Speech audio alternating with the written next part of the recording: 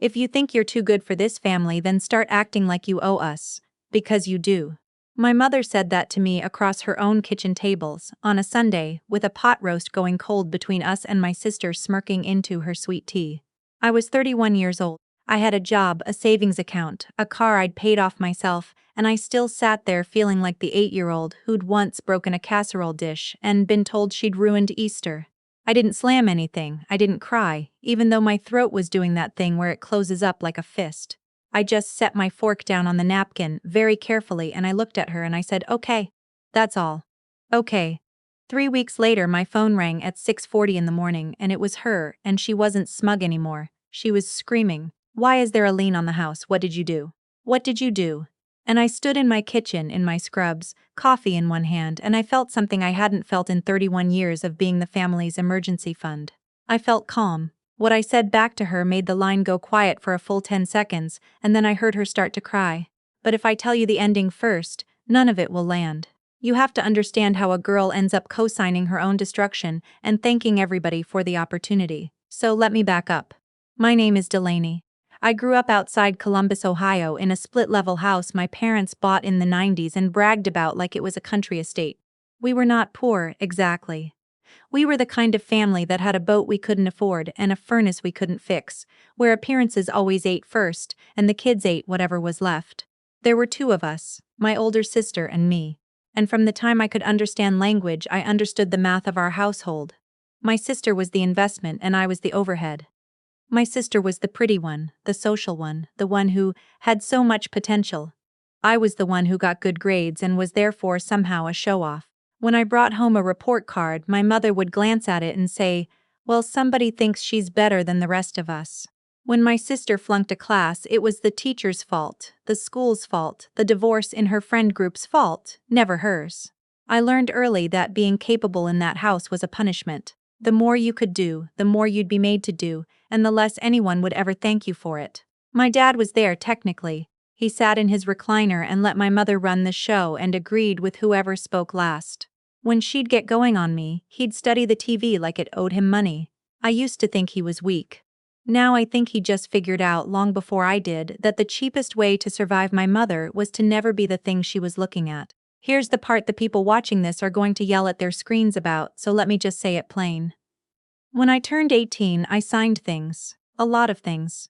I signed where my mother pointed, and I didn't read them, and I want you to understand exactly why, because how could you be so stupid?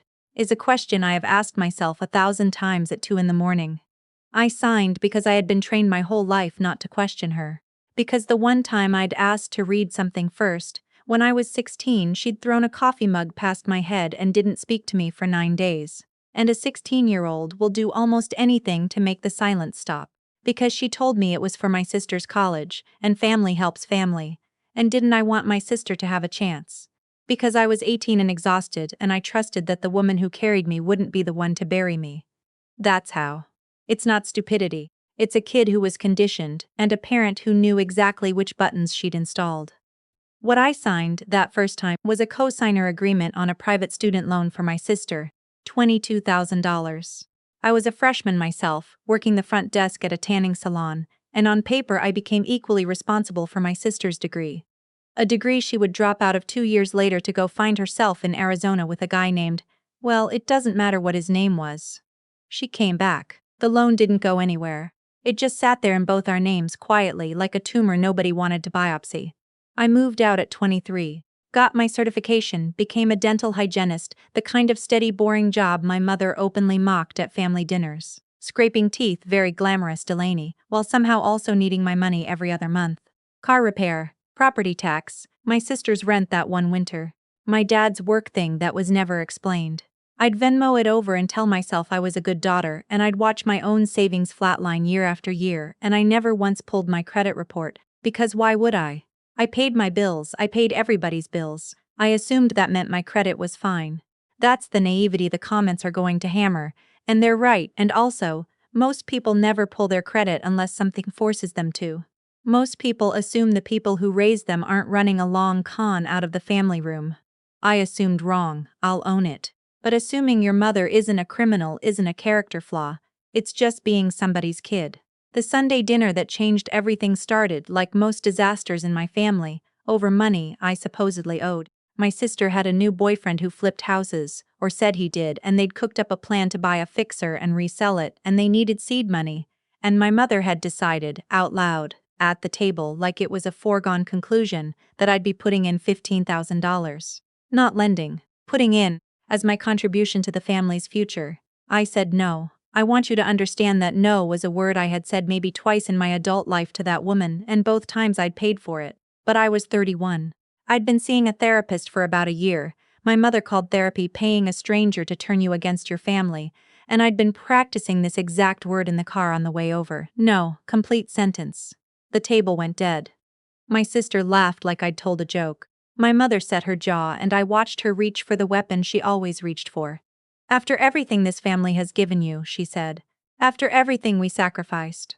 You have no idea what it cost us to raise you. And then the line.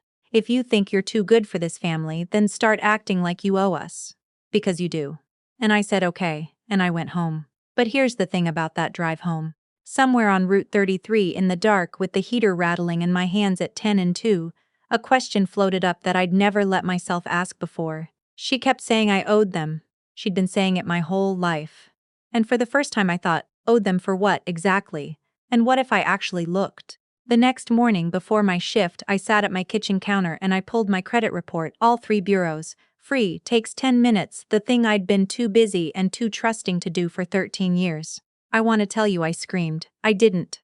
I got very, very quiet the way you do when your brain refuses to believe what your eyes are reading, so it just goes still and reads it again. The student loan I knew about. The student loan was almost the least of it.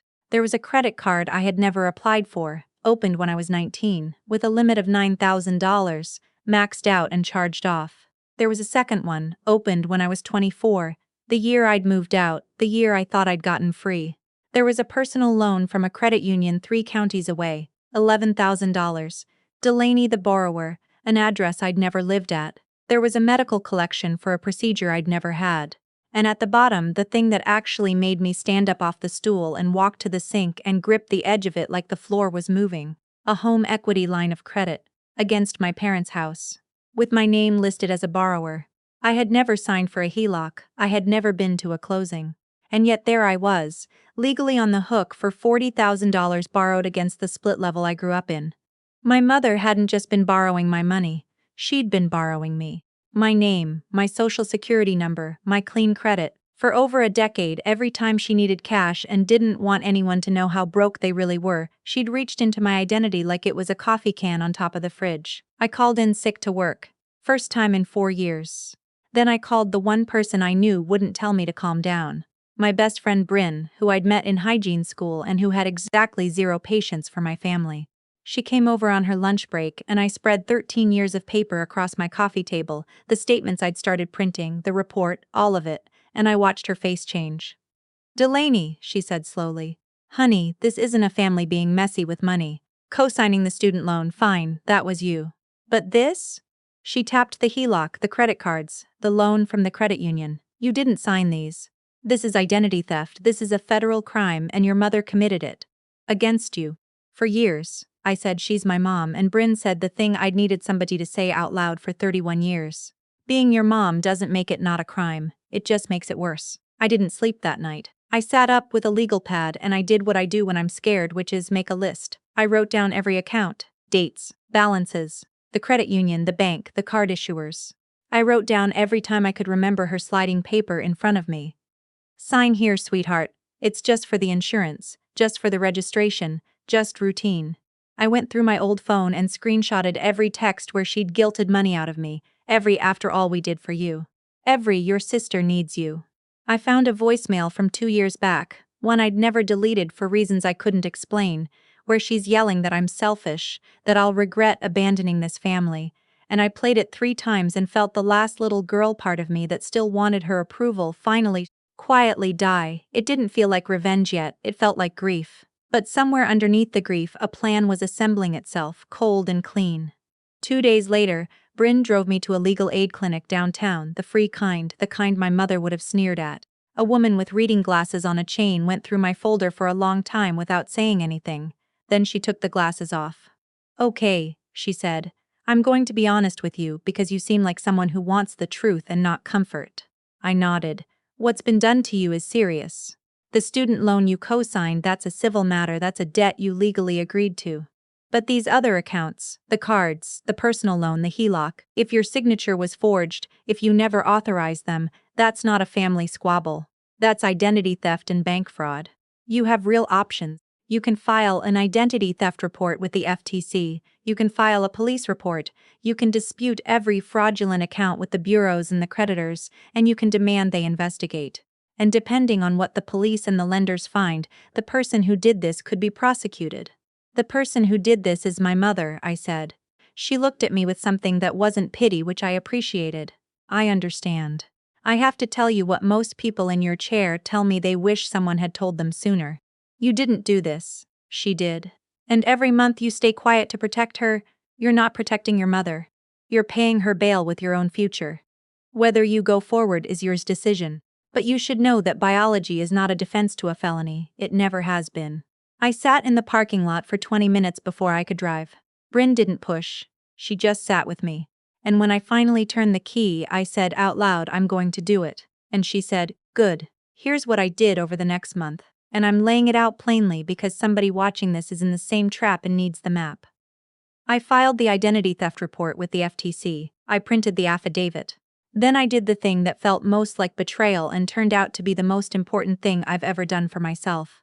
I walked into a police station and I filed a report against my own mother, line by line, account by account, my hands shaking so hard the officer asked if I needed water. He was kind about it. He told me he saw this more than anyone would believe, parents and kids, and that the shame I was feeling belonged to her, not me. I sent dispute letters, certified mail, to all 3 credit bureaus and to every lender. I attached the FTC affidavit and the police report number. I changed every password I owned. I put a freeze on my credit at all 3 bureaus so she could never ever do it again. I opened a brand new account at a bank in a different city and rerouted my direct deposit. And then I made one phone call I didn't strictly have to make, but I wanted to. I called the bank that held the HELOC, the loan against my parents' house, and I told them, very calmly, that I was a fraud victim, that I'd never authorized that line of credit, that a police report had been filed, and that I was formally disputing my liability. The man on the phone got quiet and then careful. He said that if my name came off as a fraudulently added borrower, the remaining borrowers would be solely responsible, and that the bank would be opening its own fraud investigation into the origination of the loan. I understand, I said, please do. I knew what that meant. The HELOC was carrying $40,000 my parents had spent. My mother had been making the minimum payments out of, I now understood, money she'd been guilting out of me for years. If those payments stopped, or if the bank called the loan, there was a lien on that house, and a house with a maxed out equity line and no way to service it is a house you lose. I didn't tell her any of it, I just let the machine I'd built start to turn. 3 weeks after the pot roast, at 6:40 in the morning, she called me screaming about the lien. Why is there a lien on the house? What did you do? And here's where I'll tell you what I said, the thing that left the line silent. I said, I didn't do anything to the house, Mom. I stopped covering for what you did to me. Silence, the kind you could hold in your hand. You're insane, she finally said, but it came out thin. You're going to put your own parents on the street. No, I said. You put your name on a loan you couldn't pay, using a daughter you couldn't be bothered to actually raise.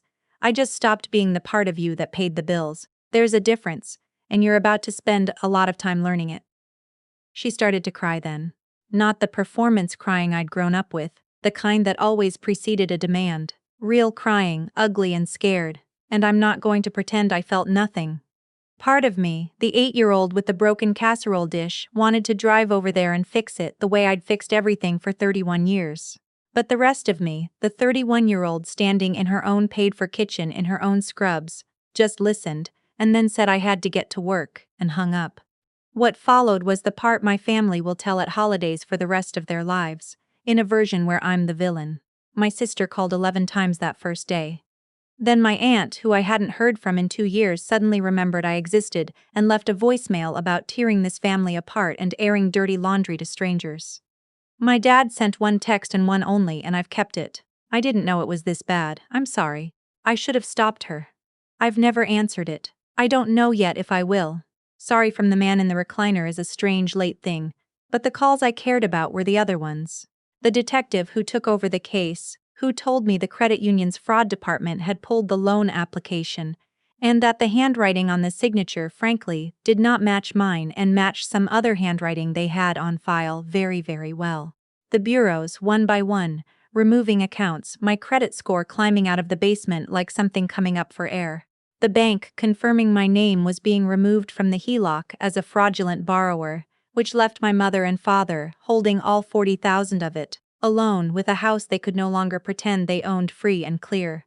My mother was charged, I'm not going to dress it up, felony identity theft and forgery, multiple counts. She did not go to prison, first offense her age, a plea deal, but she got felony probation. Restitution she will be paying until she's 80, and a record that means the woman who spent 31 years telling me I'd never amount to anything now has to check a box on every job application for the rest of her life. My father wasn't charged. Whether he knew, whether he just didn't ask, I've made my peace with not knowing. They lost the house. The split level she bragged about, the one I supposedly owed her for, went to a short sale.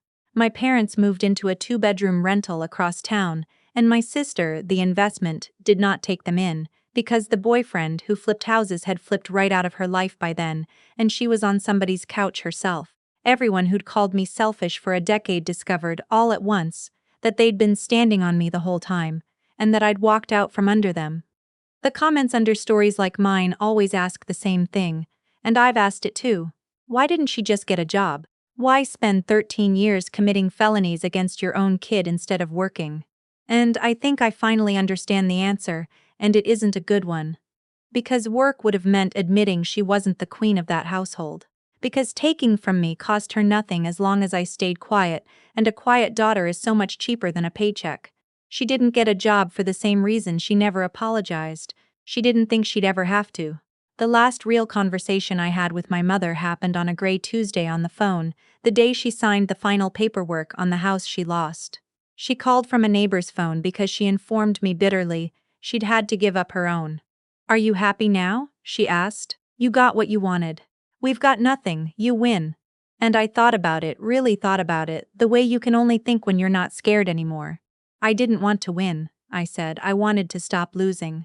There's a difference, and you never once tried to understand it, because as long as I was losing, you were comfortable. You destroyed this family," she said. "You spent my name like cash and called it love," I said.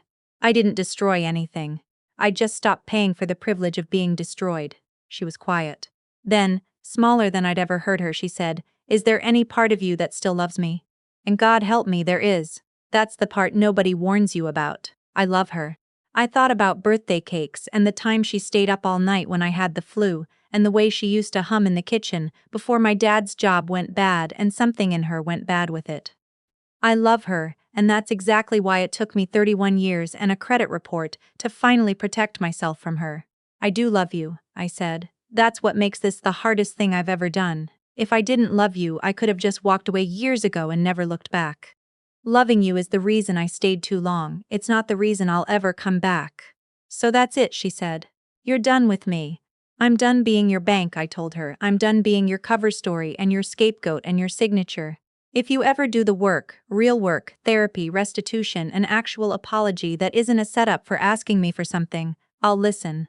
But until then, the only thing I have left to give you is distance, and I'm finally rich enough in that to be generous." She told me I'd regret it. She'd been telling me that my whole life. For the first time, I knew I wouldn't. "Goodbye, Mom," I said. "I hope someday you pay back what you owe, and I don't mean the money." The line went dead. I stood in my kitchen, the same kitchen where I'd taken that 6:40 call, and I felt hollowed out and, somewhere under the hollow, lighter than I'd been since I was a child. My credit is fully repaired now. I bought a small house last spring, my name on the deed, my name on the mortgage, my name finally meaning what it's supposed to mean, which is mine. Bryn helped me paint the kitchen a yellow my mother would have hated. My dad and I text sometimes carefully, about nothing. My sister and I don't speak, and I've stopped waiting for that to feel like a wound. Some Sundays I still feel the old pull, the muscle memory of being the family fixer, the phantom ache of a phone that isn't ringing with somebody's emergency. Therapy calls that grief, and grief is allowed. She used to tell me across that pot roast that I owed this family everything, that I'd never know what it cost to raise me. In the end, I found out exactly what it cost. It was all there, itemized, on a credit report I should have pulled years sooner. 40,000 on a house, 2 charged-off cards, a loan from a credit union 3 counties away, and 13 years of a girl believing that love and theft were the same word. I paid that debt in full. Every cent of it I paid by leaving, and for the first time in her life, my mother is paying her own.